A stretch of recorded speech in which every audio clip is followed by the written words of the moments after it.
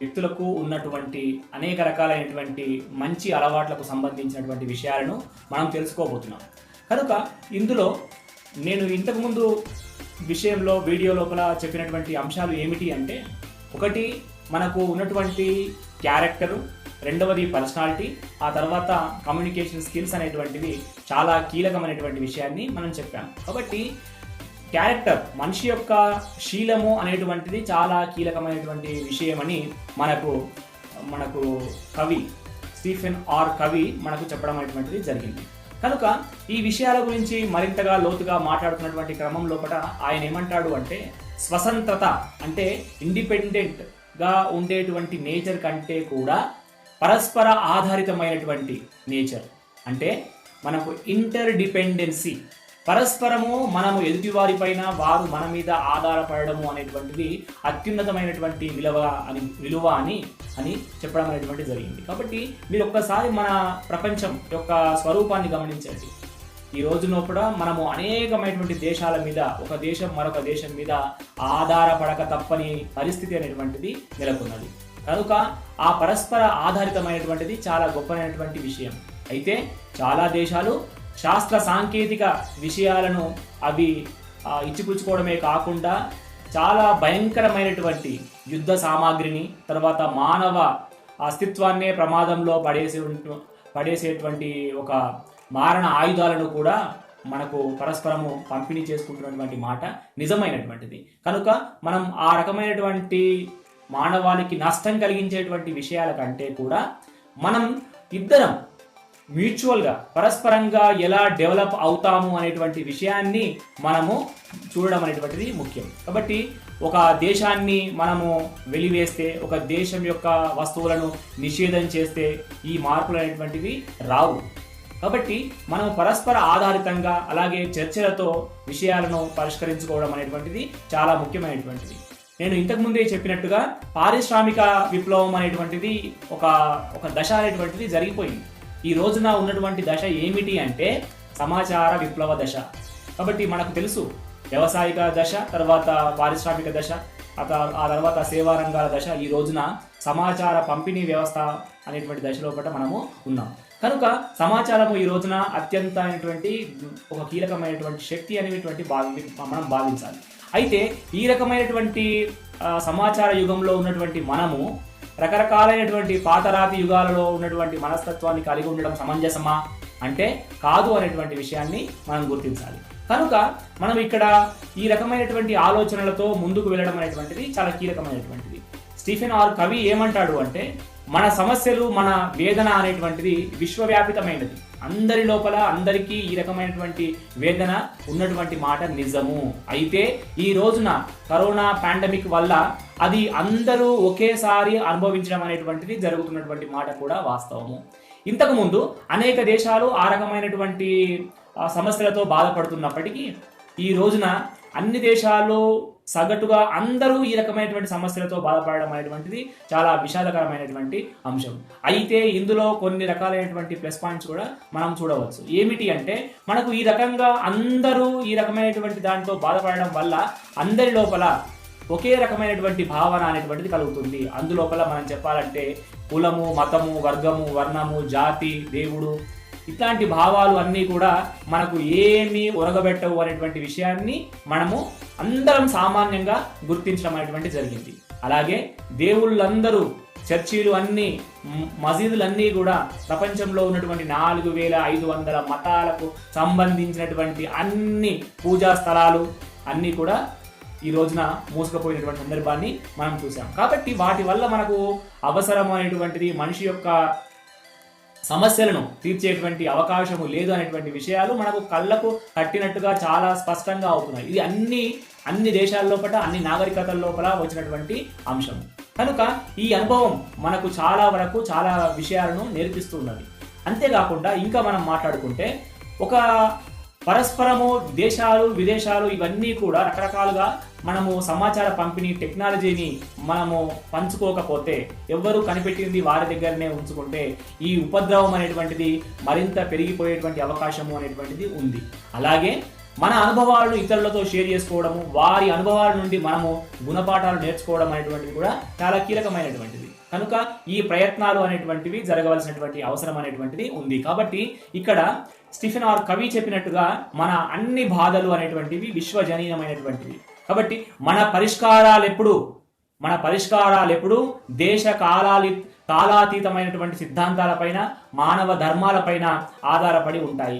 ఈ సిద్ధాంతాలు చలనంలో ఉన్నటువంటి ప్రతి సమాజానికి చెందుతాయి. వాటిని నేను ప్రత్యేకంగా కనిపెట్టలేదు, కానీ నేను వాటిని గుర్తించి ఒక సంఘటనాత్మకమైనటువంటి రూపంలో నేను పేర్కొన్నాను అనేటువంటి విషయాన్ని ఆయన చెప్పడం అనేటువంటిది జరిగింది. కాబట్టి జనం లోపల ఉన్నటువంటి విషయాలను మనం గమనిస్తే జనాలు చాలా వరకు భయము, అభద్రత అనేటువంటి ఒక విష వలయం లోపల చిక్కుకున్నటువంటి మాట నిజం. కాబట్టి భయము, అభద్రత అనేటువంటివి మనుషుల లోపల జీవ పరిణామ ఫలితంగా వచ్చినటువంటివి. అవి ఈ రోజున ఒక్కసారిగా వచ్చినటువంటివి కావు. అవి తరతరాలుగా, అవి చాలా వేల సంవత్సరాలుగా మనిషి యొక్క మస్తిష్కం లోపల, వెనక భాగం లోపల, ముఖ్యంగా మెడుల్లా అబ్లాంగేటాకు పైన ఉన్నటువంటి సెరిబెల్లం లోపల ఈ రకమైనటువంటి అనేకమైనటువంటి భావాలు చొప్పించబడి ఉన్నాయి. కాబట్టి అవి మన యొక్క జీవితాన్ని నడిపిస్తున్నటువంటి మాట నిజము. అందుకే మనుషులందరూ కూడా చాలా స్పాంటేనియస్ గా స్పందించినప్పుడు ఉద్వేగాలతో స్పందించేటువంటి అవకాశం అనేటువంటిది ఉన్నది. అందులో ముఖ్యంగా భయము, అభద్రత అనేటువంటివి కీలకమైనటువంటివి. ఇక అంతేకాకుండా ప్రజలు అనేటువంటి వారు ప్రజల యొక్క స్వభావం లోపల, మానవుని యొక్క స్వభావం లోపల ఏ రకమైనటువంటి అంశాలు ఉన్నాయి అని అంటే అది తక్షణమైనటువంటి ఫలితాలు కావాలనేటువంటి ఆకాంక్ష అనేటువంటిది ఉండడం. అయితే ఈ రకంగా సమాజం అనేటువంటిది అనేక రకాలుగా ఎదుగుతున్నటువంటి సమయం లోపల ఈ తక్షణమైనటువంటి అవసరాలను తీర్చుకోవడం అనేటువంటిది మనుషులు చాలా తొందరగా వాళ్ళు కోరుకోవడం అనేటువంటి జరుగుతుంది. దాన్నే మనం ఇమ్మీడియట్ గ్రాటిఫికేషన్ అంటాము. కాబట్టి ఇమ్మీడియట్ గా డబ్బులు రావాలని, ఇమ్మీడియట్ గా తమకు సుఖం కావాలని, ఇమ్మీడియట్ గా వాళ్ళు కోరుకున్నటువంటివి తమ దగ్గరికి రావాలనేటువంటి ఒక స్వార్థపూరితమైనటువంటి ఆలోచన కూడా బాగా పెరిగిపోయింది. కనుక మనుషుల లోపల క్రమంగా ఓపికలు తగ్గేటువంటిది, సహనము అనేటువంటిది తగ్గుతున్నటువంటి మాట నిజము. కనుక ఈ రకంగా తక్షణమైనటువంటి ఫలితాల మీద ఆధారపడేటువంటి వారు, ఆ జాతులు చాలా వరకు ఏమవుతాయంటే దీర్ఘకాలికంగా ఇబ్బందుల పాలయ్యేటువంటి అవకాశాలు అనేటువంటివి ఉన్నాయి. ఇవాళటి అవసరాలు తీరడం కోసం ఇవాళ ఆర్జించడం కాక మనం నిలకడగా అభివృద్ధి వైపు సాగిపోవాలి అని స్టీఫెన్ ఆర్ కవి మనకు హెచ్చరిస్తూ ఉన్నాడు. కాబట్టి ఒక్క రోజు లోపల మనము మార్పులు తీసుకురాలేము.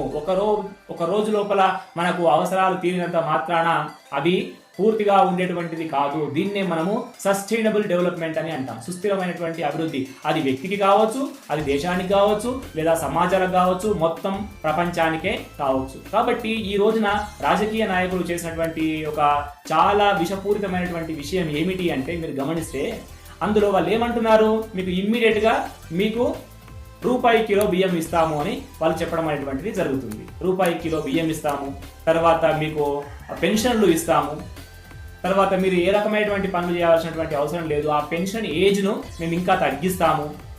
ఇట్లాంటి అనేక రకాలైనటువంటివి ప్రజలకు ఇవ్వడం అనేటువంటిది జరుగుతుంది. దానివల్ల ప్రజల లోపల సాధికారత, స్వతంత్రత, అంతేకాకుండా ఒక రకమైనటువంటి స్వావలంబన, ఎంపవర్మెంట్ అనేటువంటిది పూర్తిగా తగ్గిపోయి ప్రజలైనటువంటి వారు బీదలుగా, తర్వాత ఎప్పటికీ ఇతరుల మీద ఆధారపడిపోయే వారిగా ఉంటున్నారు. నేను ఇంతకు ముందు చెప్పినటువంటిది ఇంటర్ డిపెండెన్సీ, ఇదేమో డిపెండెన్సీ. ఇండిపెండెంట్ గా ఉంటారా మీరు? మంచిది, చాలా మంచిది. డిపెండెంట్ గా ఉంటారా? చాలా చెడ్డది. ఇంటర్ డిపెండెన్సీగా ఉంటారా అంటే పరస్పరము, నేను మీ మీద, మీరు నా మీద, ఆ దేశం ఈ దేశం మీద, ఈ దేశము ఆ దేశం మీద ఆధారపడి ఉంటుందా? ఇది చాలా గొప్ప విలువ అని స్టీఫెన్ ఆర్ కవి మనకు చెబుతున్నాడు. కాబట్టి మనము స్వతంత్రంగా ఉండవలసిందే. కానీ నాయకులు అనేటువంటి వారు, ప్రజలైనటువంటి వారు ఇంటర్ డిపెండెన్సీని ఎక్కువగా కోరుకుంటున్నటువంటి మాట వాళ్ళు మర్చిపోయినటువంటి సంఘటనలు మనము చూస్తున్నాం. కాబట్టి కేవలం నాకు ఏమిస్తావు అనేటువంటి వాదనలు అనేటువంటివి బాగా పెరిగిపోతున్నాయి. తమకు ఏదో కావాలి అనేటువంటివి. కాబట్టి ఈ రోజున నాకేమొచ్చింది, ఈ రోజున నాకు ఎంత లాభం వచ్చింది అనేటువంటిది మాత్రమే ఎప్పుడు కూడా మనుషుల యొక్క పనికి, నైపుణ్యాలకు ఒక గీటురాయి కాదు అనేటువంటి విషయాన్ని మనం గుర్తించాలి. అంతేకాకుండా మన సంస్కృతి ప్రస్తుతం గురించే చెబుతూ ఉంది. ప్రస్తుతం హాయిగా బతుకు అంటున్నారు. కాబట్టి ప్రస్తుతం హాయిగా బతకడం అనేటువంటిది సత్వర తక్షణ ఫలితాలపైనే దృష్టి పెట్టేటువంటి అవకాశాన్ని కల్పిస్తుంది. ప్రస్తుతం సాధించవలసినటువంటి ఫలితాలకు దీర్ఘకాలిక ప్రయోజనాలకు సమతూకం సాధించడమే అసలు నిజమైనటువంటి విజయం అని స్టీఫెన్ ఆర్ కవి మనకు తెలియజేస్తున్నాడు. కాబట్టి బాగా జ్ఞాపకం ఉంచుకోండి మిత్రులారా, నేను ఈ రకమైనటువంటి విషయాలను ఎందుకు చెబుతున్నాను అంటే, ఈ రోజున ఒక దేశం యొక్క వస్తువులను మనము ఆపివేస్తే మనము ఎదిగేటువంటి అవకాశం లేదు, సమస్యలు పరిష్కారము కావు. కాబట్టి ఇండిపెండెంట్గా మనము ఎదగడం అనేటువంటిది గొప్ప విషయమే. అయితే ఇక్కడ ఒక చిన్న విషయాన్ని నేను మీకు గుర్తు చేయడం అనేటువంటిది అవసరం. సైకాలజీ లోపల మెక్లీల్యాండ్ అనేటువంటి ఒక సైకాలజిస్ట్ ఉన్నాడు. ఆయన చేసినటువంటి పని ఏమిటి అంటే, ప్రపంచవ్యాప్తంగా ఉన్నటువంటి అనేకమైనటువంటి దేశాలను తిరిగి అక్కడ యొక్క ప్రజల యొక్క నేచర్ను అర్థం చేసుకొని వారి యొక్క అచీవ్మెంట్ మోటివేషన్, వారి లోపల సాధించాలనేటువంటి ప్రేరణ ఏ రకంగా ఉంది అనేటువంటి దాని మీద ఒక పెద్ద సర్వే అనేటువంటిది నిర్వహించడం అనేటువంటి జరిగింది. ఇది 1960కి పూర్వం సంబంధించినటువంటి మాట. అయితే ఆ మొత్తం వివరాలను గురించి ఆయన వివరిస్తూ ఒక పుస్తకం రాయడం జరిగింది. ఆ పుస్తకం పేరు ఏమిటి అంటే ది అచీవింగ్ సొసైటీ అనేటువంటి ఒక పుస్తకాన్ని రాయడం జరిగింది. ఆ పుస్తకం రాసినటువంటి వ్యక్తి నేను ఇంతకుముందు చెప్పినటువంటి శాస్త్రవేత్త. కాబట్టి ఆయన మెక్లీల్యాండ్ ఏం చేశాడు అంటే అక్కడ వాళ్ళ యొక్క టెంపర్మెంట్, వాళ్ళ యొక్క పర్సనాలిటీ ఏ రకంగా ఉందో తెలుసుకోవడం అనేటువంటిది చాలా ముఖ్యంగా దృష్టి పెట్టాడు.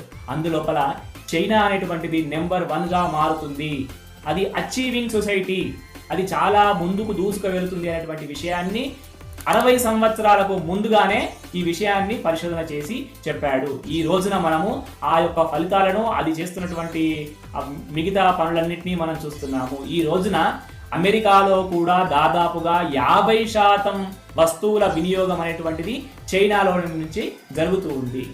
కాబట్టి ఇది చాలా కీలకమైనటువంటి విషయం. మన ఇండియాలో అయితే దాదాపుగా 90% వస్తువులన్నీ కూడా మనము చైనా నుంచి దిగుమతి చేసుకుంటున్నాము. అయితే పూర్తిగా తయారైన వస్తువు కావచ్చు, లేదా ముడి పదార్థాలు కావచ్చు, లేదా ఆ వస్తువులను తయారు చేసేటువంటి మిషనరీని కావచ్చు. కాబట్టి ఇంతకుముందు గవర్నమెంట్ బ్యాన్ చేసినటువంటి అనేక రకాలైనటువంటి సాఫ్ట్వేర్లు, యాప్స్ ఇట్లాంటివి కూడా కావచ్చు.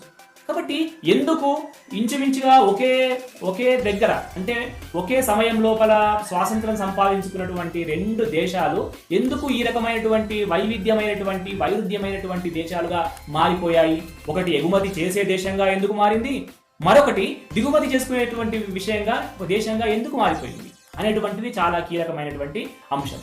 కనుక అంటే అక్కడ ఉన్నటువంటి ప్రజల యొక్క మనస్తత్వం లోపల ఈ రకమైనటువంటి తేడాలు ఉన్నాయా, లేదా నాయకులు తీసుకున్నటువంటి పాలసీల లోపలనే ఈ రకమైనటువంటి విభేదాలు ఉన్నాయా అనేటువంటి విషయాన్ని మనము గుర్తించాల్సినటువంటి అవసరము ఉన్నది. అయితే ఇవి 2 కలిస్తేనే మనకు స్పష్టమైనటువంటి ఆధారాలు కనబడేటువంటి అవకాశం అనేటువంటిది ఉన్నది. నేను అందులో 1వది, మీరు ప్రజల యొక్క మెంటాలిటీని తీసుకోండి. ప్రజల యొక్క మెంటాలిటీ అక్కడ ఉన్నటువంటిది ఏమిటి అంటే, చాలా వరకు ప్రజలందరూ కూడా కష్టపడి పని చేయడానికి అనుగుణంగా వారు యొక్క మైండ్ సెట్, మనోవైఖరి అనేటువంటిది నిర్ణయమై ఉంది.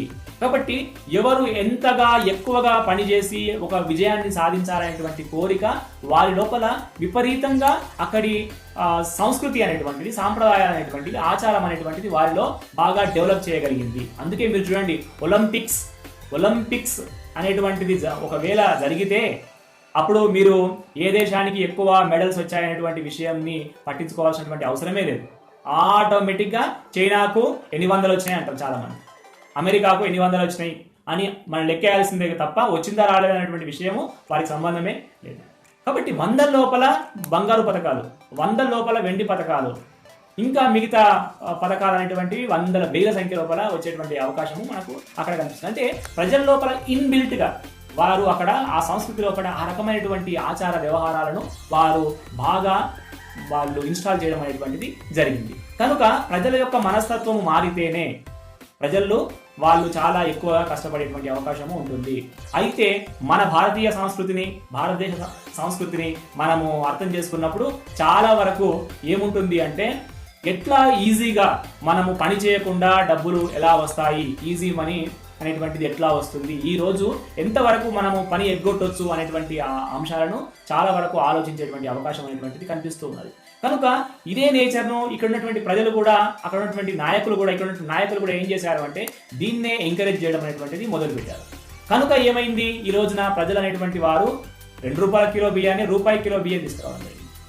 ఎప్పుడో ఎన్టీ రామారావు స్టార్ట్ చేసినటువంటి 83, 86లో కూడా స్టార్ట్ చేసినటువంటి పథకాన్ని అప్పుడు మార్కెట్ రేటు ఎంత బియ్యాన్ని దాదాపుగా ₹10 ఉన్నటువంటి బియ్యాన్ని ₹2 ఇస్తే ఈ రోజు మార్కెట్లో ఉన్నటువంటి బియ్యం ధర ₹50, ₹60 ఉంటే మనకు ఎంతకు వస్తున్నది అంటే ₹1 ఇస్తున్నారు. కొంతమంది అయితే అసలు ఫ్రీగా కూడా ఇచ్చేటువంటి ప్రసక్తులకు వెళ్ళిపోయారు. అంటే ఈ రకమైనటువంటివి నిజంగా అసలు మనం డెవలప్ అయ్యామా తగ్గామా అనేటువంటి దానికి ఇది ఒక చక్కటి ఎగ్జాంపుల్. అంతేకాకుండా మనము ఎన్నుకునేటువంటి నాయకత్వం చాలా ఒక నిర్లిప్తతో కూడుకున్నటువంటి నాయకత్వాన్ని మనము ఎన్నుకుంటాం. కాబట్టి ఏ విషయానికి తొందరగా స్పందించని నాయకత్వము, అంతేకాకుండా ఒక దూరదృష్టి లేనటువంటి నాయకత్వాన్ని మనం ఎన్నుకోవడం అనేటువంటిది జరుగుతుంది. ఈ కారణాల వల్ల మన దేశం అనేటువంటిది ఒక దిగుమతి చేసుకునేటువంటి దేశంగా మిగిలిపోయినటువంటిది ఉన్నది. కాబట్టి కేంద్ర ప్రభుత్వం మేక్ ఇన్ ఇండియా ప్రోగ్రామ్ పెట్టినామని చెప్తుంది. తర్వాత తెలంగాణ గవర్నమెంట్ మేము చాలా చేసేసినాము, ఆ TI పాస్ పెట్టేసి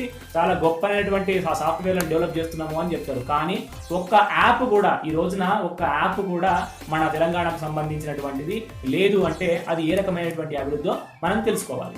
ఇకపోతే చైనాలో ఉన్నటువంటి నాయకత్వము ఎప్పుడైతే ఈ గ్లోబలైజేషన్, ఫ్రీ ఎకానమీ అనేటువంటివి కాన్సెప్ట్స్ అనేటువంటివి చాలా బలంగా పశ్చిమ దేశాల నుండి అది విస్తరించిందో చాలా ఒక స్పష్టమైనటువంటి వైఖరిని చైనా ప్రభుత్వాలు అనేటువంటివి తీసుకున్నాయి. నేను అసలు ఇండియా ఏం చేసింది, చైనా ఏం చేసింది అనేటువంటి విషయాల గురించి నేను వాటి గురించి మాట్లాడతాను.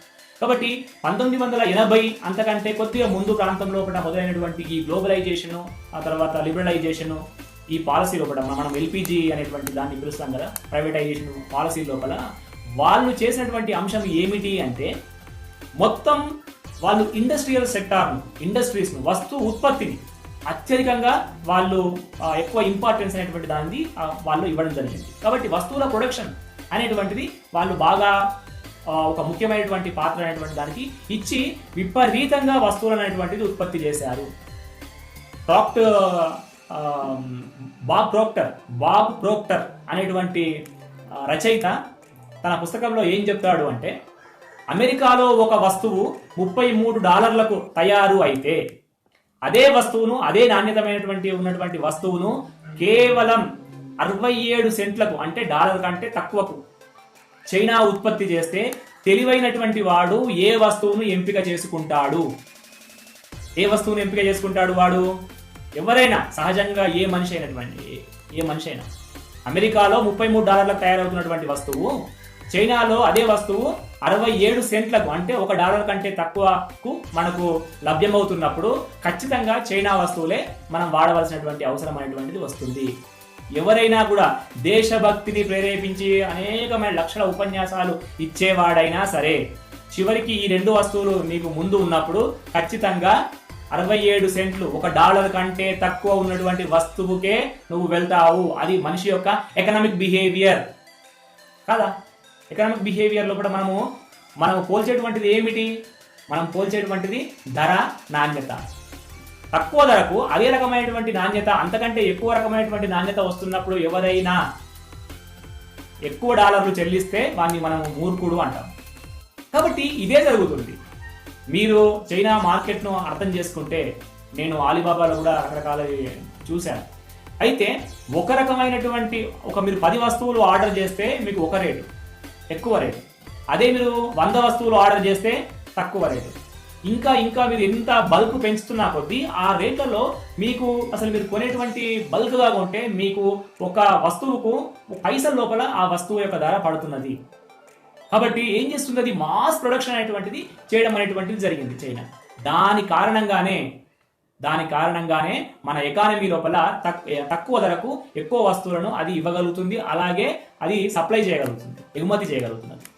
కాబట్టి ఇంకొక విషయం ఏమిటి అంటే వాళ్ళు చైనా లోపల అన్ని గ్రామాల లోపల కూడా కుటీర పరిశ్రమలు స్టార్ట్ చేశారు. అవన్నీ కూడా టెలిఫోన్కు సంబంధించినటువంటి పెద్ద టెక్నాలజీని కూడా ఒక చిన్న గ్రామం లోపల తయారు చేసేటువంటి యంత్రాంగాన్ని వాళ్ళు తయారు చేశారు. కాబట్టి దాదాపుగా ఈ 60 సంవత్సరాలు 70 సంవత్సరాల లోపల చైనా సాధించినటువంటి ఘనత అక్కడ ఉంది.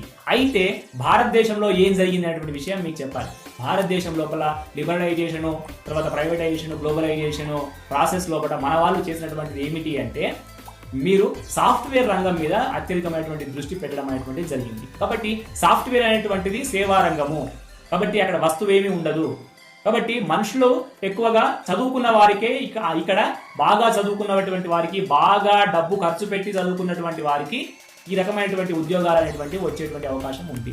అదే మీరు చైనాలో తీసుకుంటే చదువుకోని వాడు కూడా తయారు చేసేటువంటి వస్తువులు అనేటువంటి ఉన్నాయి. కాబట్టి అత్యధిక జనాభా ఉన్నటువంటి ప్రపంచంలో అత్యధిక జనాభా ఉన్నటువంటి దేశాలు ఇవి రెండు, చైనా తర్వాత ఇండియా రెండవ స్థానం లోపల ఉన్నది. కానీ మనం తీసుకున్నటువంటి స్టెప్ను, మనం చూసినటువంటి వైఖరి, మన దృక్కోణము ఈ రకమైనటువంటి మార్పును తీసుకురాగలిగింది.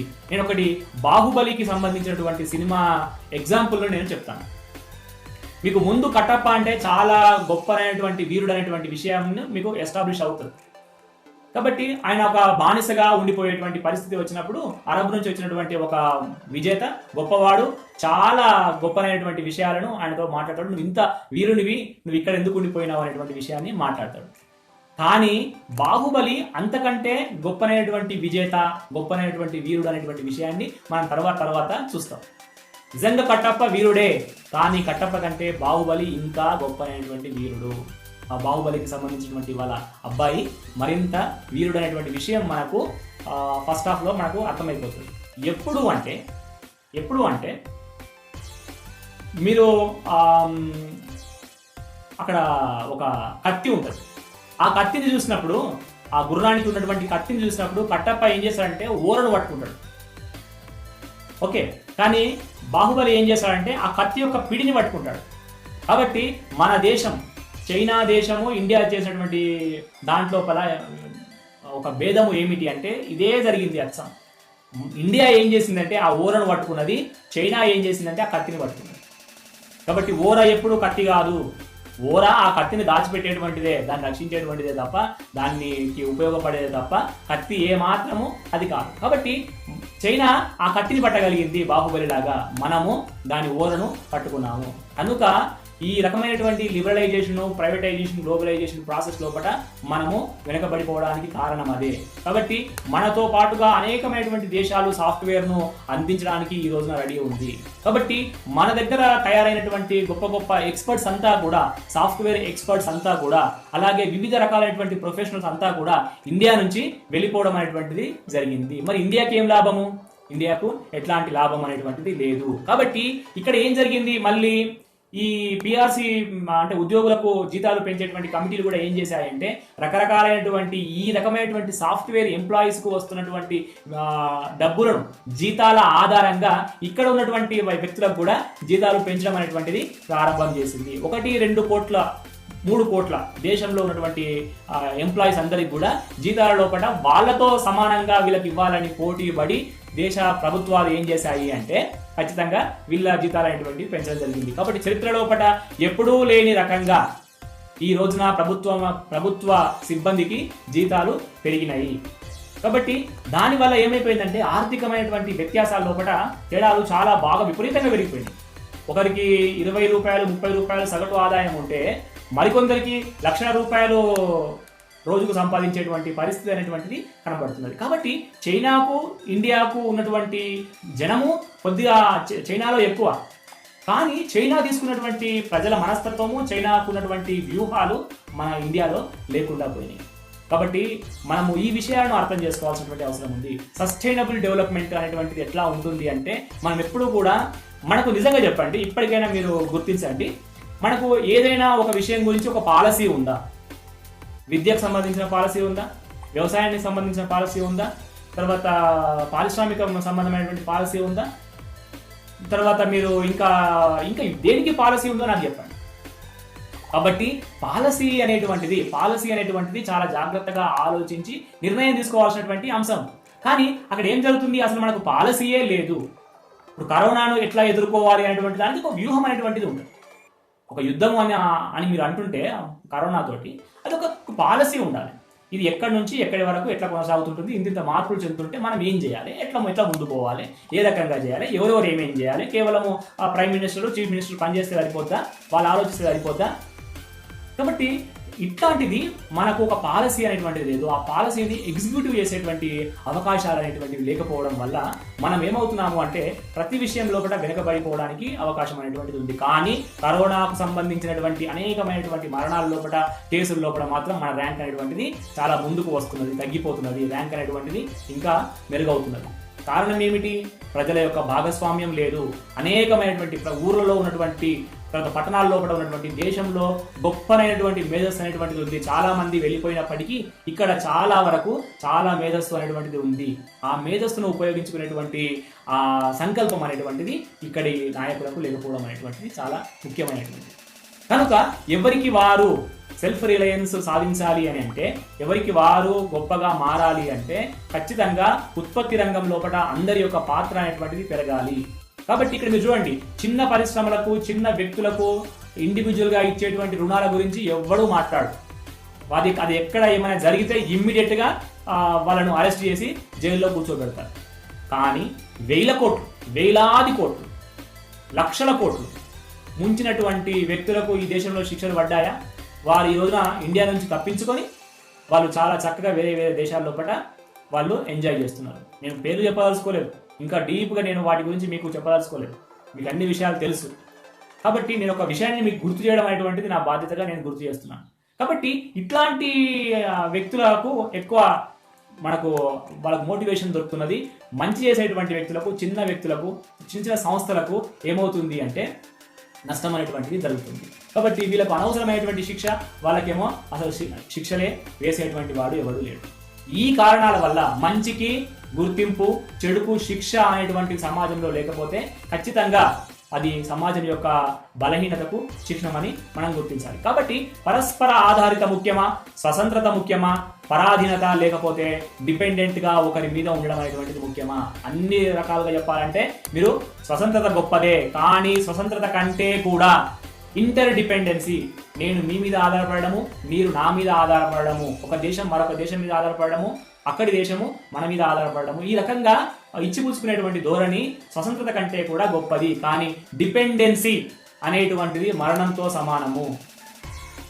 ఒక దేశము పూర్తిగా దిగుమతులే చేసుకుంటే అది ఎప్పటికీ స్వావలంబన సాధించలేదు. కాబట్టి మనం ఎగుమతులు చేసేటువంటి దశకు రావాలి. కనీసం దిగుమతులు తగ్గించుకునేటువంటి స్థాయిలోపలికి మనం వెళ్ళగలగాలి. అది ఎప్పుడు జరిగితే అప్పుడు భారతదేశం అనేటువంటిది ముందుకు వెళ్ళేటువంటి అవకాశం ఉంటుంది. కానీ నిషేధాలతో ఎప్పుడూ కూడా మనం ఈ సాధించేటువంటిది ఏమీ లేదు అనేటువంటిది హేతువాద మానవవాద సూత్రం. నిషేధాలు ఎప్పుడూ కూడా భావాల నిషేధం. రేపు ఏమవుతుంది అంటే ఇలా వస్తువుల నిషేధమే జరిగింది. దీని యొక్క మీరు ఎక్స్టెన్షన్ మీరు గమనిస్తే ఇది భావాల నిషేధానికి కూడా వెళ్ళిపోయేటువంటి అవకాశాలు ఉన్నాయి. కాబట్టి ఎవరైనా తమ అధికారంలో ఉన్న వారిని ప్రశ్నిస్తే వారు ఆ భావాలను వ్యతిరేకించేటువంటి స్థితి అనేటువంటిది కలుగుతుంది. అంతేకాకుండా ఆ రకంగా ఎవరైనా తమ యొక్క భావాలను స్వేచ్ఛగా వెల్లడిస్తే వారి మీద అటాకులు చేయడం అనేటువంటిది జరుగుతుంది. ఎవరైతే విభిన్నమైనటువంటి వైరుధ్యమైనటువంటి అభిప్రాయాలు వెలిబుచ్చితే ఇంకా హింసాత్మక చర్యలకు జరిగేదానికి ఇది ఒక నిదర్శనం అవుతుంది. రేపు ఇది ఒక మూలం కాబోతున్నది అనేటువంటి విషయాన్ని నేను ముందే హెచ్చరిస్తున్నాను. కనుక మిత్రులారా, చాలా గొప్పగా అనిపిస్తుంటాయి కొన్ని నిషేధాలు చేస్తుంటే.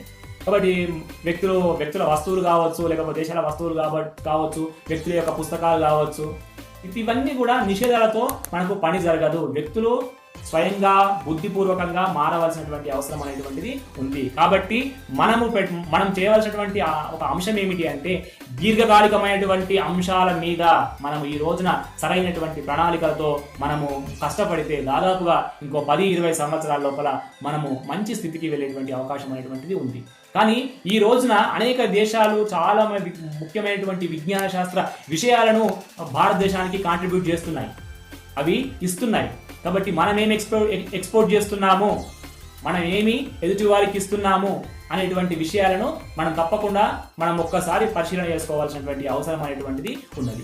ఇక మూడవ అంశం ఏమిటి అంటే భారతీయుల మనస్తత్వంలో చాలా వరకు ప్రపంచ మానవుల లోపల అందరి లోపల కూడా ఆరోపణ చేయడం, అలాగే వంచిత మనస్తత్వంతో ఆలోచించడం అనేటువంటిది చాలా సమస్యలకు అనేటువంటిది కారణం అవుతున్నది. కాబట్టి ఆరోపణలు చేయడం చాలా వరకు వృధాపరమైనటువంటివి ఆరోపణలు చేసేటువంటి అంశాలు ఉన్నాయి. కాబట్టి దుమ్మెత్తిపోయడం, విమర్శించడం, కువిమర్శలకు దిగడం అనేటువంటిది వ్యక్తుల లోపల ఉన్నటువంటి అంశాలుగా ఉంది. అంతేకాకుండా మనం చాలా వరకు మీరు మనుషులను గమనించండి, మనుషులతో మాట్లాడుతుంటే ఏదో బతున్నాం లేండి, ఏదో ఉన్నాం లేండి అన్నట్టుగా మాట్లాడుతూ ఉంటారు. కాబట్టి వారు ఎప్పటికీ నిరంతరంగా ఎదుటివారిని బ్లేమ్ చేయడము, లేదా ఎదుటివారితో తాను వంచబడ్డాను అనేటువంటి విషయాలను వారు ఎక్కువగా ఆ రకంగా ఫీల్ అవడం అనేటువంటిది జరుగుతుంది. దానివల్ల కూడా మనుషుల యొక్క మనస్తత్వాలు అదే రకంగా జడత్వంగా ఉండేటువంటి అవకాశాలు అనేటువంటివి ఉన్నాయి. అంతేకాకుండా 4వ అంశం ఏమిటి అంటే నిరాశ,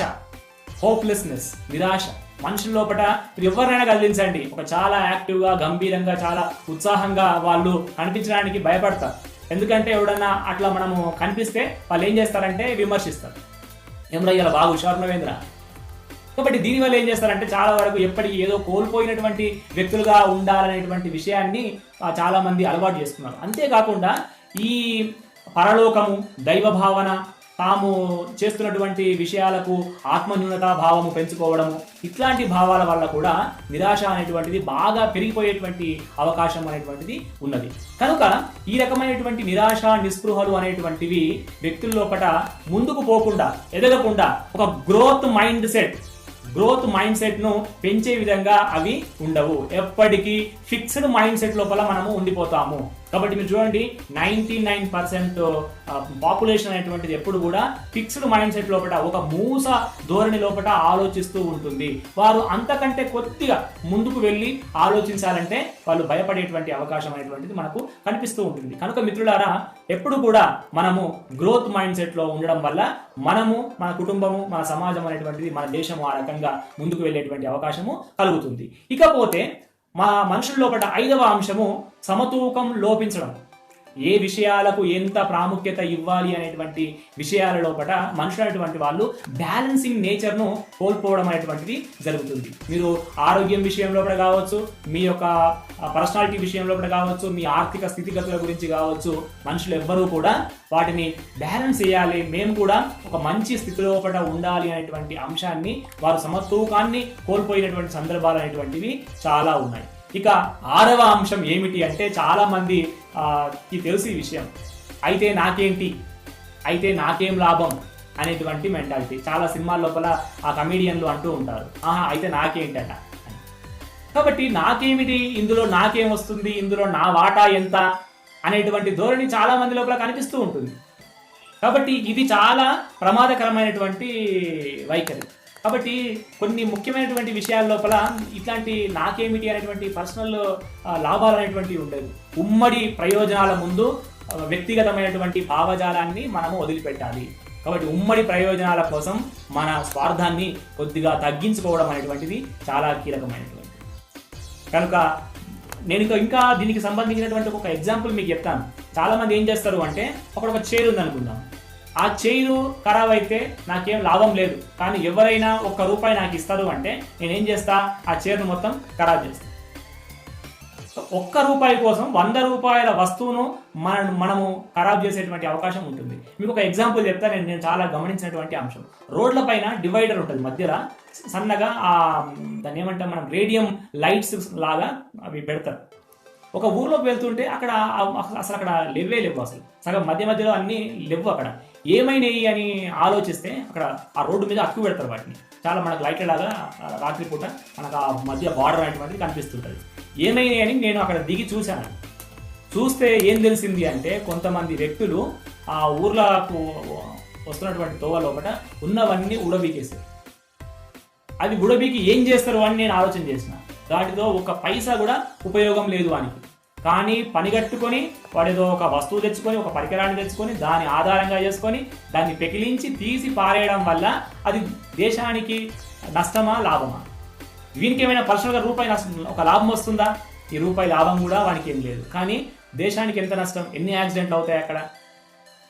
కాబట్టి నేను అదే విషయాన్ని చెప్తున్నాను మీకు. చాలా వరకు ఏం జరుగుతుంది అంటే విషయాలు ఇవి చాలా చిన్నగా ఉంటాయి, చాలా సిల్లీగా ఉంటాయి. మన మన ప్రవర్తన అంత సిల్లీగా ఉండేటువంటి అవకాశం అనేటువంటిది ఉంది. కాబట్టి మనము సమతూకము అనేటువంటిది మనము పాటించాం. మనకైతే ఒక న్యాయము, మందికైతే మరొక న్యాయాన్ని కోరేటువంటి మనస్తత్వం మనుషుల లోపల ఉంది. అది మన లోపల చాలా ఉండడం వల్ల చైనా భారతదేశాల లోపల ఉన్నటువంటి ఈ కంపారిజన్లో మనం వెనకబడిపోయడానికి కారణమైంది.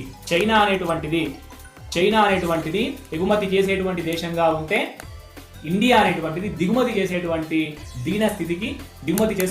దీన స్థితికి దిగజారిపోయేటువంటి అంశము కనిపిస్తుంది. ఇకపోతే మనము 7వ అంశంగా మనం చెప్పాలంటే మనని మనము అర్థం చేసుకోవాలనేటువంటి తపన మన లోపల చాలా తక్కువ. కాబట్టి ప్రభావితం కావడం ఎంత ముఖ్యమో ప్రభావితం చేయడం కూడా అంతే ముఖ్యమైనటువంటి విషయాన్ని మీరు గుర్తుంచుకోండి. కాబట్టి ప్రభావితం కావడానికి భావ ప్రసారము, భాష, కమ్యూనికేషన్ స్కిల్స్ అనేటువంటివి చాలా ఉపయోగపడతాయి అనేటువంటి విషయాన్ని మీరందరూ గుర్తుంచుకోవడం అనేటువంటిది అవసరం. కనుక మనకు మనం అర్థం కావాలంటే మనతో మనము మాట్లాడుకునేటువంటి భాష, మనకు మనం చెప్పుకునేటువంటి సజెషన్స్, మనకు మనముగా ఇచ్చుకునేటువంటి మనము ఒక ఆటో సజెషన్స్, నిరంతరము మనతో మనం మాట్లాడుకుంటూనే ఉంటాం. ప్రతి విషయం లోపల అనేక విషయాలకు సంబంధించినటువంటి విషయాలను మనకు మనం చెప్పుకుంటూ ఉంటాం. కనుక ఇక్కడ భావప్రసారం అనేటువంటిది సరిగ్గా మనకు మనం చేయడము, మనకు మనం అర్థం అయితేనే మనం ఎదుటి వారికి అర్థము చేసుకునేటువంటి అవకాశం ఉంటుంది, ఎదుటి వారికి అర్థమయ్యేటువంటి అవకాశం అనేటువంటిది ఉంటుంది. కాబట్టి ఈ విషయాన్ని మనము స్పష్టంగా మనం గుర్తించవలసినటువంటి అవసరం అనేటువంటిది ఉంది. ఇకపోతే 8వ అంశం ఏమిటి అంటే సంఘర్షణలు, విభేదాలు, భేదాభిప్రాయాలు. కాబట్టి మన వ్యక్తిగతంగా అందరి లోపల ముందుగా వెనక్క, రైట్గా లెఫ్ట్గా, చూడండి ఇక్కడ వెళ్ళాలా అక్కడ వెళ్ళాలా, ఈ రకమైనటువంటి ఈ గోల్ నేను తీసుకుంటే బెస్టా, ఈ గోల్ నిర్ణయించుకుంటే బెస్టా, ఈ ఉద్యోగం చేయాలన్నా ఆ ఉద్యోగం చేయాలన్నా, ఈ రకమైనటువంటి సంఘర్షణ మనుషులకు నిరంతరంగా వచ్చేటువంటి మాట నిజము. అనుక్షణం ఇలాంటి సంఘర్షణ అనేటువంటివి ఉంటాయి. అంతేకాకుండా మనుషుల లోపల భేదాభిప్రాయాలు, నాకు ఒక భావము నేను కలిగి ఉంటాను, మీకు ఒక భావం కలిగి ఉంటారు, కానీ నా భావాలను మీ భావాల మీద రుద్దడం లేదా మీరు నా భావాల మీద రుద్దడం అనేటువంటిది మంచి పద్ధతి అనేటువంటిది కాదు. సంఘర్షణలు తాత్కాలికమైనటువంటివి. సంఘర్షణలను చాలా సిస్టమేటిక్గా కాన్ఫ్లిక్ట్ మేనేజ్మెంట్ అంటాం. సంఘర్షణను నెమ్మదిగా తగ్గించుకునేటువంటి అవకాశం అనేటువంటిది ఉన్నది. కాబట్టి సంఘర్షణ, నాకే సంఘర్షణ, నాకు నీకు మధ్య సంఘర్షణ, నా వర్గానికి నీ వర్గానికి సంఘర్షణ, నా సంస్కృతికి నీ సంస్కృతికి మధ్య సంఘర్షణ, లేదా నా దేశానికి నీ దేశానికి మధ్య సంఘర్షణ. ఇట్లాంటి అనేకమైనటువంటి సంఘర్షణలతోటి మనుషులైనటువంటి వాళ్ళు అల్లకల్లోలము అవుతున్నారు. ఇందులోనే జాతీయతా భావము, దేశభక్తి, అది ద్వేషభక్తిని కలిగిస్తూ ఉన్నాయి. చూడండి, ఈ రకమైనటువంటి సంఘర్షణలు జాతీయ సమస్యలుగా మారిపోతున్నాయి. నేషనలిజం అనేటువంటిది పెట్టరేగిపోవడానికి ఇవే కారణం అయ్యేటువంటి అవకాశం అనేటువంటిది ఉన్నది. కాబట్టి ఈ విషయాలను గురించి ఇక 9వ విషయము, చివరి విషయము, వ్యక్తిగతమైనటువంటి స్తబ్దత అనేటువంటిది మనుషుల లోపల ఉంటుంది. దాన్ని నేను ఇంతకుముందు రిజిడిటీ అన్నాను, జడత్వం. ఏది ఏమైనా కూడా ఏదైనా పెద్ద మార్పు వస్తే అది మారుతుంది, మనకెందుకు, మనం ఎందుకు చేయాలి, మనం ఎందుకు బద్నాం కావాలి మందితోటి, మనం ఎందుకు అనవసరంగా ఆ పీడను మన నెత్తి మీద ఎందుకు వేసుకోవాలి అనేటువంటి విషయాన్ని 99% మంది ఆలోచిస్తారు. కాబట్టి మీరు ఒక విషయం బాగా జ్ఞాపకం ఉంచుకోండి. గొప్ప రచయిత, చారిత్రక రచయిత యువాల్ నోవా హరారి అనేటువంటి ఒక హిబ్రూ రచయిత, ఆయన చెప్పినటువంటి అంశాన్ని ఇక్కడ మనము గుర్తించాలి. కాబట్టి మొత్తం ప్రపంచంలో ఉన్నటువంటి కమ్యూనిటీలు అన్నీ కూడా చాలా చక్కగా ఉండాలని అంటాడు. కాబట్టి ఎక్కడ ఏ చిన్న సమస్య జరిగినా అప్పుడు మనం పట్టించుకోకపోతే ఆ సమస్య మనను కూడా హర్ట్ చేసేటువంటి అవకాశం ఉంటుంది అని తన వ్యాసం లోపల రాయడం అనేటువంటిది జరిగింది. కాబట్టి ఆయన ఏమంటాడు అంటే, మీరు ఎక్కడో ఒక దగ్గర చిన్న కరోనా అనేటువంటి వైరస్ అనేటువంటిది వచ్చినప్పుడు మన దేశము తరఫున, అమెరికా తరఫున, ఐక్యరాజ్యసమితి తరఫున, వరల్డ్ హెల్త్ ఆర్గనైజేషన్ తరఫున అన్ని దేశాలు ఇమ్మీడియట్గా వాటిని అటాక్ చేసి ఉంటే ఈ సమస్య ఇంత పెద్ద అయ్యేటువంటి విషయమే కాదు. అది చైనా యొక్క అంతర్గత వ్యవహారము అని మనం వదిలిపెట్టాము, అది మా దాకా రాదు అని మనం అనుకున్నాము. కానీ ఈ రోజున ఏం జరిగింది అంటే మొత్తము ఈ కరోనా అనేటువంటిది ప్రపంచవ్యాప్తంగా విస్తరించినటువంటి అవకాశం అనేటువంటిది కలిగింది. కనుక మిత్రులారా, నా సమస్య ఇది ఈ రోజున నా సమస్య అయి ఉండొచ్చు, కానీ అది రేపు నీ సమస్య కూడా అయ్యేటువంటి అవకాశం అనేటువంటిది ఉంటుంది. అది రేపు మొత్తం మానవ సమస్యగా మారిపోయేటువంటి అవకాశము ఉంటుంది. కాబట్టి ఎవరికి ఏ సమస్య కలిగినా మనము గట్టిగా అందరం కలిసి స్పందించవలసినటువంటి అవసరం అనేటువంటిది ఉంది. కాబట్టి ఒక్కరి కోసం అందరూ, అందరి కోసం ఒక్కడు అనేటువంటి సహకార స్ఫూర్తిని మనం పొందవలసినటువంటి అవసరం అనేటువంటిది ఉంటుంది. ఒక్కరి కోసం అందరూ, అందరి కోసం ఒక్కడు నిలబడడం అనేటువంటిది చాలా ముఖ్యం. కనుక అందులోపల మన ఇండిపెండెన్సీ పోతుంది అనేటువంటిది, మనం ఎవరి మీద ఆధారపడాల్సి ఉంటుంది అనేటువంటి విషయము ఇవన్నీ ఉండవు. అసలు చైనా దాని నుంచి మనం దిగుమతులు చేసుకోవాలా, ఎగుమతి చేసుకోవాలా అనేటువంటిది నిర్ణయించవలసింది పాలకులు కాదు, ప్రజలు. సహకార స్ఫూర్తి ఉన్నప్పుడు ఎవరి దేశం లోపల ఏది జరిగినా అది మానవ జాతి సంపద, మానవులందరూ ఉపయోగించుకునేటువంటి సంపద, గొప్పనైనటువంటి సంపద. అందరూ కలిసి దాన్ని షేర్ చేసుకోవాలి. మీరు చూడండి, ఇప్పుడు ఒక కంప్యూటర్ వచ్చింది, ఒక ఫోన్ వచ్చింది, ఒక యాప్ వచ్చింది, అది ప్రపంచంలో ఉన్నటువంటి మానవ జాతి సొత్తు. అది ఒక దేశం సొత్తు కాదు, ఆ కనిపెట్టిన వాడి యొక్క సొత్తు అని ఎప్పుడు వాడు భావించడు. కాబట్టి శాస్త్రవేత్తల లోపల ఉన్నటువంటి విశాల తత్వం అనేటువంటిది, విశాలమైనటువంటి భావన మనుషుల లోపలికి కూడా రావాలి. ఈ రోజున ఎవరైనా కరోనాకు మందు కనిపెడితే అది కేవలం వారి యొక్క దేశానికి, వారి యొక్క ప్రజలకు మాత్రమే ఉపయోగిస్తారా, లేకపోతే అందరికీ ఇచ్చేటువంటి అవకాశం ఉంటుందా? అందరికీ ఇచ్చేటువంటి అవకాశం ఉంటుంది. ఒకవేళ ఇవ్వకపోతే అది అసలు హ్యుమానిటీకి నష్టం చేసేటువంటి అంశం. కనుక ఎట్టి పరిస్థితుల లోపల మనం షేర్ చేసుకోవాల్సినటువంటి అవసరం అనేటువంటిది ఉన్నది. ఆ రకమైనటువంటి అనేకమైనటువంటి అంశాలను మనం షేర్ చేసుకోవాలి. ఆ షేరింగ్ వల్ల మానవ జాతి అనేటువంటిది మరింతగా ముందుకు ఎదిగేటువంటి అవకాశం అనేటువంటిది వస్తుంది. ఎప్పుడైతే మీరు షేర్ చేసుకోలేరో మీరేమవుతారు అంటే ఏకాకులు అయిపోతారు. కాబట్టి సహకార స్ఫూర్తితో మనుషులు స్పందించవలసినటువంటి అవసరము ఉన్నది. ఈ రోజు మరింతగా ఆ రకమైనటువంటి స్ఫూర్తి అనేటువంటిది ఉంది. ప్రపంచమంతా ఒకటే గ్లోబల్ విలేజ్గా మారుతున్నటువంటి సందర్భం లోపల వచ్చినటువంటి గొప్ప మార్పులతో పాటుగా కొన్ని సమస్యలు కూడా ఎదురైనటువంటి మాట నిజము. కానీ వాటిని చాలా సామరస్యంగా పరిష్కారం చేసుకునేటువంటి అవకాశాన్ని మనము కలిగి ఉండడం అనేటువంటిది చాలా కీలకమైనటువంటిది. కనుక చైనా ఎందుకు ఇండియాను దాటేసి వెళ్ళింది, అసలు అమెరికా ఎందుకు మన ఇండియాను దాటేసి వెళ్ళిపోయింది? ఒకప్పుడు డాలరు రూపాయి అనేటువంటిది రెండు ఒకే స్థాయిలో ఉండే, రెండింటి విలువ సమానము. కానీ ఈ రోజున స్వాతంత్రానికి పూర్వం డాలరుకు రూపాయి రెండు సమానంగా ఉండే. మరి ఈ రోజు ఎందుకు ఒక డాలరు 70 రూపాయల పైన పలుకుతుంది అంటే మన యొక్క ఎక్స్పోర్ట్స్ లేవు, కేవలము ఇంపోర్ట్స్ అనేటువంటివి ఉన్నాయి. కాబట్టి ఎక్స్పోర్ట్ ఇంపోర్టేషన్ అనేటువంటిది చాలా ముఖ్యమైనటువంటిది మొత్తం మానవ జాతి లోపల. కానీ ఆ వనరులు అనేటువంటివి అందరికీ సక్రమంగా అందడము అనేటువంటిది చాలా కీలకమైనటువంటిది. అందరికీ ఉపాధి అవకాశాలు అనేటువంటివి దొరకవలసినటువంటి అవసరం అనేటువంటిది ఉన్నది. కాబట్టి నేను ఇంతకుముందు చెప్పినట్టుగానే చైనా లోపల ఒక డాలర్ కంటే తక్కువ అయ్యేటువంటి వస్తువును అమెరికాలో 33 డాలర్లు పెడితే దొరికినప్పుడు అది ఎవడూ కొనేటువంటి అవకాశం లేదు.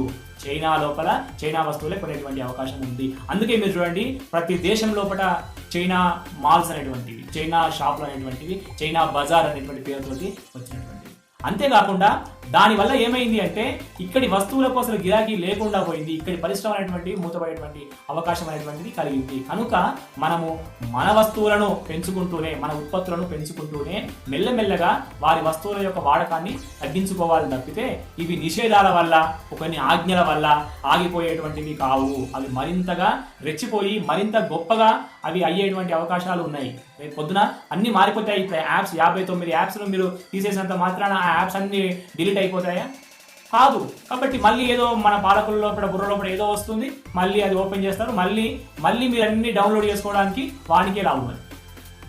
కాబట్టి మనం అర్థం చేసుకోవాల్సినటువంటి విషయాలు ఇవి. కాబట్టి గ్లోబలైజేషనే కాదు, ప్రపంచీకరణే కాదు, మానవీకరణ జరగవలసినటువంటి అవసరం అనేటువంటిది ఉన్నది. చాలా మంది ఓన్లీ ప్రైవేటైజేషన్, గ్లోబలైజేషన్, లిబరలైజేషన్ గురించి ఆలోచిస్తున్నారు, కానీ హ్యూమనైజేషన్ గురించి ఆలోచించడం లేదు. మానవ జాతి అంతా ఒకటే అనేటువంటి ఈ భావన వచ్చినప్పుడు మనుషుల యొక్క సమస్యలన్నీ కూడా తీరిపోయేటువంటి అవకాశాలు ఉన్నాయి. దేశాలు సరిహద్దులు కానే కావు. ప్రపంచానికి మనం పెట్టుకున్నటువంటి గీతలు ఇవన్నీ కూడా హద్దులు అనేటువంటివి. కాబట్టి ఆ హద్దుల పేరు మీద జరుగుతున్నటువంటి హింసాకాండ అంతా ఇంత కాదు. దాని మీద ఖర్చు పెడుతున్నటువంటి బడ్జెట్ అంతా ఇంత కాదు. కాబట్టి ఇది మన ప్రస్తుతం ఉన్నటువంటి సమస్య. కనుక చైనా దేశాన్ని మనము మనం ఒక స్పోర్టివ్ స్పిరిట్గా మనము ముందుకు వెళ్ళి వారితో మనము కంపీట్ చేయాల్సిన అవసరం ఉంది. కానీ నిషేధాల వల్ల పనులు జరగవు, నిషేధాల వల్ల అది నష్టదాయకము. మీరు అన్ని స్థాయిల లోపల మన దగ్గర ఉన్నటువంటి వనరులతోనూ, ఇక్కడ ఉన్నటువంటి వనరులతోటి, ఇక్కడ ఉన్నటువంటి మానవ వనరులతోటి మీరు ఇక్కడ పరిశ్రమలు స్థాపించవలసినటువంటి అవసరం అనేటువంటిది ఉంది. ఇక్కడ కొత్త ఆలోచనలను రేకెత్తించేటువంటి ల్యాబొరేటరీలను ఏర్పాటు చేయాల్సినటువంటి అవసరం ఉంది. విశ్వవిద్యాలయాలను ఏర్పాటు చేయాల్సినటువంటి అవసరం ఉంది. ఎక్కువ రీసెర్చ్ సెంటర్స్ అనేటువంటివి ఏర్పాటు చేయాలి. అంతేకాని కేవలం దిగుమతులను గురించి, ఎగుమతులను గురించి ఆంక్షలు పెట్టుకుంటూ ఉంటే మనము ప్రపంచం లోపల ఒంటరి వారం అవుతాము. కాబట్టి ఈ రకంగా నేను ఏకాకిగా బతుకుతాను అనేటువంటి నేచర్ అనేటువంటిది మధ్యయుగాల్లో అంతకంటే పూర్వం ఉన్నటువంటి అంశము. కాబట్టి ఎట్టి పరిస్థితుల లోపల అది మంచిది కాదు అనేటువంటి విషయాన్ని నేను స్పష్టం చేస్తున్నాను. కాబట్టి ఇది ఈ రోజున జరిగినటువంటి లైవ్ షో. ఈ లైవ్ షోలో చాలా మంది ఫ్రెండ్స్ పాల్గొన్నారు. మహేష్ చౌదరి, సందీప్ కుమార్, సుధాకర్ రెడ్డి గారు గడీల, తర్వాత మహేశ్వర్ గారు, తర్వాత నర్సయ్య గారు, జి నర్సయ్య గారు. Good morning sir. Mahesh Chaudhary, China apps ban చేయాలి. Basavashankar hi sir. బాలకృష్ణ గారు, బలరామకృష్ణ గారు గోగినేని హాయ్ సార్. తర్వాత కమ్రాన్ ఆజం, తర్వాత కర్ణాకర్, తర్వాత మహేష్ చౌదరి, గుమ్మా వీరన్న గారు, నాగేశ్వర్ గారు, తర్వాత ప్రవీణ్ చారి, గుమ్మా వీరన్న గారు వెల్కమ్ సార్, నమస్తే. తర్వాత సిద్ధిరాములు గారు, వీళ్ళందరూ పాల్గొనడం జరిగింది ఈ రోజున. కాబట్టి ఇది ఈరోజు లైవ్ షో. నాకు ఒక హ్యూమనిస్టిక్ ధోరణి లోపల, రేషనలిస్ట్ ధోరణి లోపల మనము ఒక సమస్యను ఎట్లా చూడాలి అనేటువంటి విషయాన్ని నేను చెప్పడం అనేటువంటిది జరిగింది. కాబట్టి మీరు గ్లోబల్గా ఉంటూ మరీ మనము అసలు ఏమి అంటి ముట్టనట్టుగా ఉండడం అనేటువంటిది చాలా ప్రమాదకరం. కాబట్టి ఎట్టి పరిస్థితుల లోపల మీరు ఈ గ్లోబలైజేషన్ నుండి తర్వాత తప్పించుకోలేరు, ఈ లిబరలైజేషన్ నుంచి తప్పించుకోలేరు. ఇది ఆల్రెడీ జరిగిపోయింది. కానీ వీటి మధ్య మానవీకరణ జరగవలసినటువంటి అవసరం ఉంది. మనుషులంతా సమానమని, ఒక సంస్కృతి వాళ్ళు ఇంకొక సంస్కృతిని గౌరవించడం అనేటువంటిది. రెండవది చర్చల ద్వారా సమస్యలను పరిష్కరించుకోవడం అనేటువంటిది. ఇవన్నీ మనం చేయవలసినటువంటి అంశాలు. ఇవి ఎక్కడి స్థాయిలో అక్కడ, మనం దేశ స్థాయి లోపల వెళ్ళి అంతర్జాతీయ స్థాయి లోపల మనం చెప్పాల్సినటువంటి అవసరం లేదు. మన ఊళ్ళలో కూడా మనకు సంబంధించినటువంటి విషయాల లోపల కూడా సమస్యలు అనేటువంటి వస్తూ ఉంటాయి. అందులో కూడా మనం ఇదే విషయాన్ని అప్లై చేయాలి. అప్లై చేసినప్పుడే మన యొక్క విజ్ఞానానికి, మన యొక్క జ్ఞానానికి చాలా అది ఒక అప్లికేషన్ లాగా ఉపయోగపడుతుంది. లేకపోతే అనేకమైనటువంటి చిన్న చిన్న గొడవలు, పెద్ద గొడవలకు దారితీసేటువంటి అవకాశాలు ఉన్నాయి. మనుషుల మధ్య సఖ్యత లేకపోవడానికి అవి దారితీసేటువంటి అవకాశం అనేటువంటి ఉంది. అభిప్రాయ భేదాలు దురభిప్రాయాలుగా మారవద్దు. అవి ఒక సెంటిమెంట్లుగా మారిపోయి అది మత యుద్ధాలకు, క్రూసైడ్లకు దారి తీయవద్దు అనేటువంటిది మనం చెప్తున్నటువంటి భావన. హేతువాద మానవవాదాలు ఈ భావనకు కట్టుబడి ఉన్నాయి. హేతువాద మానవవాదులు ఈ లక్ష్యం కోసము పనిచేస్తూ ఉన్నారు. కాబట్టి ప్రపంచమంతా కుగ్రామంగా మారుతున్నటువంటి ఈ సమయం లోపల మనము ఈ రకమైనటువంటి సంకుచితమైనటువంటి భావాలను ఉంచుకోవడానికి వీల్లేదు అనేటువంటి విషయాలను తెలియజేస్తూ ఇది ఈరోజు లైవ్ షో. రేపటి లైవ్ షోలో మళ్ళీ కలుద్దాం. అంతవరకు సెలవు.